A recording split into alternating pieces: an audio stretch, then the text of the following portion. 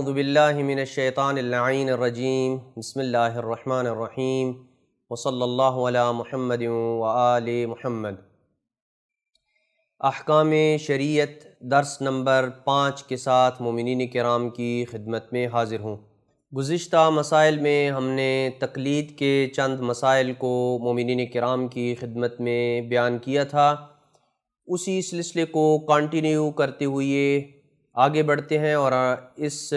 نقطے پہ گفتگو پہنچی ہے کہ جس مجتہد کی تقلید کا حکم ہے، مرجع تقلید کی شرائط کون سی ہیں؟ جواب یہ ہے کہ مرجع تقلید میں چند شرائط کا لحاظ رکھنا ضروری ہے، اور جس مجتہد کے اندر یہ شرائط پائی جائیں اس کی تقلید کرنا ضروری ہوتی ہے۔ نمبر 1 مرد ہو، نمبر 2 بالغ ہو، نمبر 3 عاقل ہو، نمبر 4 شیعہ اثنا عشری ہو یعنی 12 اماموں کا ماننے والا ہو، نمبر 5 حلال زادہ ہو، نمبر 6 معتدل اور متعارف حافظے کا مالک ہو، اس کا حافظہ عام بندے کے حافظے سے کم نہیں ہونا چاہیے، معتدل اور متعارف جس طرح لوگوں کا حافظہ ہوتا ہے ایسا اس کا حافظہ ہونا چاہیے۔ نمبر 7 زندہ ہو، اور نمبر 8 اہم ترین شرط ہے کہ مکلف کو پیش آنے والے مسائل میں اگر فقہا کا آپس میں اختلاف ہے تو اس صورت میں 8ویں شرط یہ ہے کہ جس مجتہد کی آپ تقلید کر رہے ہیں وہ اعلم ہونا چاہیے۔ مسائل میں اختلاف کی صورت میں اعلم مجتہد کی تقلید کرنا یہ ضروری ہوتا ہے۔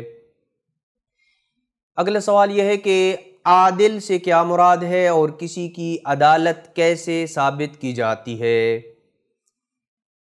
عادل سے مراد یہ ہے کہ دین اور شریعت کے رستے کے اوپر چلنے والے انسان کو عادل کہا جاتا ہے، یعنی جو شخص اپنے واجبات کے اوپر عمل کرتا ہے اور محرمات سے وہ شخص بچتا ہے اسے عادل کہا جاتا ہے، یعنی واجبات پہ عمل کرنے والا اور حرام کاموں سے بچنے والا شخص عادل کہلاتا ہے۔ اور جو شخص بغیر کسی شرعی عذر کے واجب کو چھوڑ دے یا کسی حرام کام کا وہ ارتکاب کرے تو اس شخص کی عدالت باقی نہیں رہتی ہے، لیکن اگر وہ گناہ کے ارتکاب کے بعد توبہ کر لیتا ہے تو عدالت واپس پلٹ آتی ہے۔ ایسا نہیں ہے کہ ایک دفعہ اگر انسان عادل نہیں رہا ہے تو پھر دوبارہ زندگی بھر میں کبھی اس کی عدالت واپس نہیں لوٹ سکتی ہے، نہیں، اگر وہ توبہ کر لے تو دوبارہ اس کی عدالت واپس لوٹ آتی ہے۔ اور عدالت کے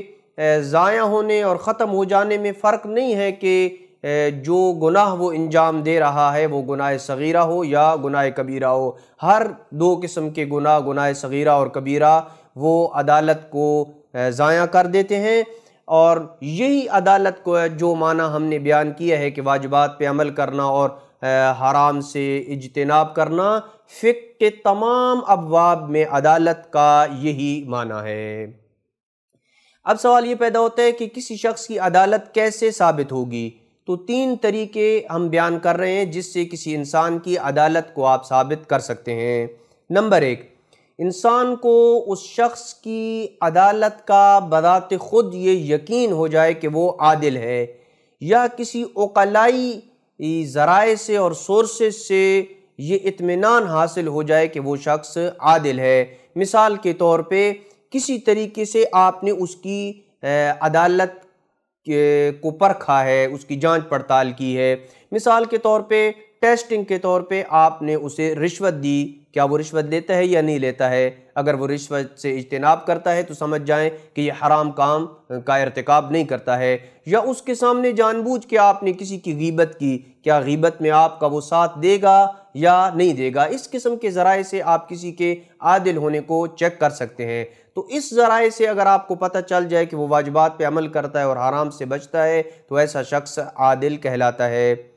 دوسرا طریقہ کسی کی عدالت کو معلوم کرنے کا یہ ہے کہ 2 عادل شخص اس کی عدالت کی گواہی دیں۔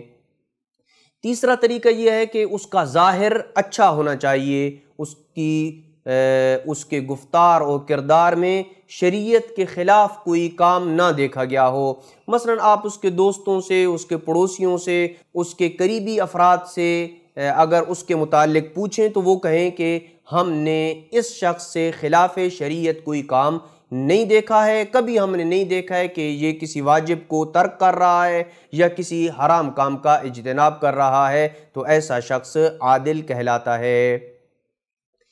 اگلا سوال یہ ہے کہ فقیہ اور اس کی عالمیت کی پہچان کے کون سے طریقے ہیں؟ کیسے پتہ چلے گا کہ یہ شخص فقیہ ہے، اور کیسے پتہ چلے گا کہ جس شخص کی میں نے تقلید کرنی ہے یہ عالم ہے یا عالم نہیں ہے؟ 4 طریقوں سے مجتہد اور اس کی عالمیت کی پہچان کی جا سکتی ہے۔ نمبر 1، کسی کے مجتہد یا عالم ہونے کا یقین انسان کو خود ہو جائے اور وہ اہل اور ماہر ہونے کے ساتھ ساتھ اس کی پہچان کی صلاحیت بھی رکھتا ہو۔ یعنی خود اگر مجھے یقین ہو گیا ہے کہ وہ بندہ مجتہد ہے، لیکن اس یقین کا منشا اور سبب یہ ہونا چاہیے کہ میں اس اہل بھی ہوں، میں اس قابل بھی ہوں کہ میں پہچان سکوں کہ فلاں بندہ اجتہاد کے مرتبے فائز ہے اور فلاں بندہ جو ہے تمام مراجع سے وہ زیادہ علم رکھنے والا ہے۔ دوسرا طریقہ یہ ہے کہ کسی عقلائی طریقے سے اطمینان ہو جائے، جیسے اہل علم حضرات کے جو مہارت رکھتے ہوں ان کے درمیان مشہور یہ ہو کہ فلاں بندہ جو ہے وہ مجتہد ہے اور فلاں بندہ عالم ہے، ان کی اس شہرت سے اطمینان حاصل ہو جائے کہ یہ بندہ مجتہد ہے، تو اس کی مجتہد اور اس کی عالمیت کو ثابت کیا جا سکتا ہے۔ نمبر 3، 2 عادل افراد کے جو ماہر ہوں، جن کو آپ اپنی زبان میں اہل خبرہ کہتے ہیں یا اہل خبرہ کہتے ہیں، کسی کے مجتہد یا عالم ہونے کی گواہی دے دیں۔ 2 ایسے عادل افراد کہ جو خود ماہر ہیں، جن کے اندر یہ قابلیت اور اہلیت ہے کہ وہ کسی کے اجتہاد یا عالمیت کی تشخیص کر سکتے ہیں، تو اس سے بھی کسی کا اجتہاد اور عالمیت ثابت ہو جائے گی۔ چوتھا طریقہ یہ ہے کہ کوئی ایک قابل اعتماد شخص کے جو ماہر ہو، جو قابلیت رکھتا ہو کہ وہ کسی کے اجتہاد یا عالمیت کی تشخیص کر سکے، اگر وہ خبر دے، وہ بتائے، تو اس سے بھی کسی کا اجتہاد یا عالمیت ثابت ہو جائے گی۔ البتہ یہاں ایک نکتے کی وضاحت کرتا چلوں کہ ماہرین کے آپس میں اختلاف اور ان کی گواہیوں کے ٹکراؤ کی صورت میں ان ماہرین کی گواہی کو قبول کیا جائے گا جو زیادہ ماہر ہوں اور جن کی گواہی دوسروں کی نسبت حقیقت کے زیادہ قریب ہے۔ مثال کے طور پہ 2 بندے ہیں جو عادل ہیں، ماہر ہیں، وہ کہتے ہیں کہ زید عالم ہے، جبکہ 2 اور عادل شخص ہیں جو ماہر ہیں، وہ کہتے ہیں کہ علی مجتہد ہے۔ اب ان دونوں کی رائے ان کی رائے کے ساتھ ٹکرا رہی ہے، تو ایسی صورت میں کیا کیا جائے گا؟ ایسی صورت میں جو زیادہ ماہر ہوں گے ان کی رائے کو لیا جائے گا، جن کی رائے ان کی نسبت، ان دونوں میں سے جن کی رائے زیادہ حقیقت کے قریب ہونے کا احتمال رکھتی ہو، اس کی رائے کو لیا جائے گا، اور جس کے مجتہد ہونے کا اور جس کی عالمیت کا وہ کہیں گے، اس کی عالمیت کو قبول کر لیا جائے گا۔ اگلا سوال یہ ہے کہ یہ جو 4 طریقے ہم نے کسی کی عالمیت کی پہچان کے بیان کیے ہیں، اگر ان طریقوں میں سے کسی طریقے سے پہچان نہ ہو سکے کہ فلاں شخص عالم ہے، تو کیا کیا جائے؟ تو جواب یہ ہے کہ اس صورت میں اگر علم ہو جائے کہ سب فقہا علم کے لحاظ سے برابر ہیں، سب کا علمی لیول برابر ہے، یا یہ معلوم نہ ہو کہ ان میں کوئی ایک دوسرے سے عالم ہے، پتہ نہیں ہے کہ ان میں سے کوئی ایک دوسرے سے زیادہ علم رکھتا ہے یا نہیں رکھتا ہے، تو اس مجتہد کی طرف رجوع کیا جائے گا جو فتویٰ دینے میں اوراع ہو۔ یعنی اوراع ہونے کا مطلب یہ ہے کہ فتویٰ دینے کے دوران بہت زیادہ تحقیق کرتا ہو، اور جن جہات سے وہ فتوے کا استنباط کر رہا ہے اس میں وہ زیادہ احتیاط برتتا ہو، تو اس کو کہا جاتا ہے اوراع ہو۔ تو ایسی صورت میں اوراع شخص کی تقلید کی جائے گی۔ اگلا سوال یہ ہے کہ اگر اس صورت میں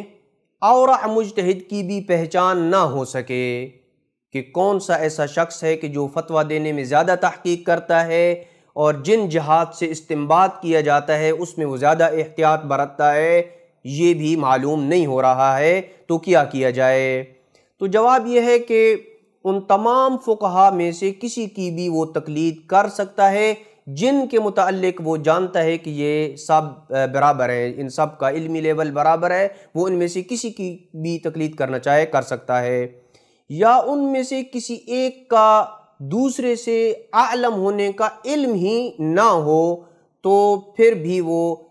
جس کی بھی تقلید کرنا چاہے کر سکتا ہے، سوائے ان موارد میں کہ جن میں احتیاط کرنے کا حکم وارد ہوا ہے۔ جیسے کہ ایک مجتہد کہے کہ سفر میں نماز قصر پڑھنی ہے اور دوسرا مجتہد کہے کہ سفر میں پوری نماز پڑھنی ہے، اب یہاں پہ مکلف کو تکلیف ہونے کا اور شرعی ذمہ داری ہونے کا علم ہے کہ یا تو نماز قصر ہے یا نماز پوری ہے، ایسا نہیں ہے کہ وہ نماز ہی نہ پڑھے، تو یہاں پہ احتیاط اس چیز کا تقاضا کرتی ہے کہ وہ قصر بھی پڑھے اور پوری نماز بھی پڑھے۔ تو اس موارد کے علاوہ وہ جس مجتہد کی بھی تقلید کرنا چاہے کر سکتا ہے اگر اورع مجتہد کی بھی پہچان نہیں ہو رہی ہے۔ تو آج کی گفتگو کو ہم یہیں روک رہے ہیں اور بقیہ مسائل شرعیہ اگلے درس میں بیان کیے جائیں گے۔ وصلی اللہ علی محمد وآل بیتہ الطیبین الطاہرین المعصومین۔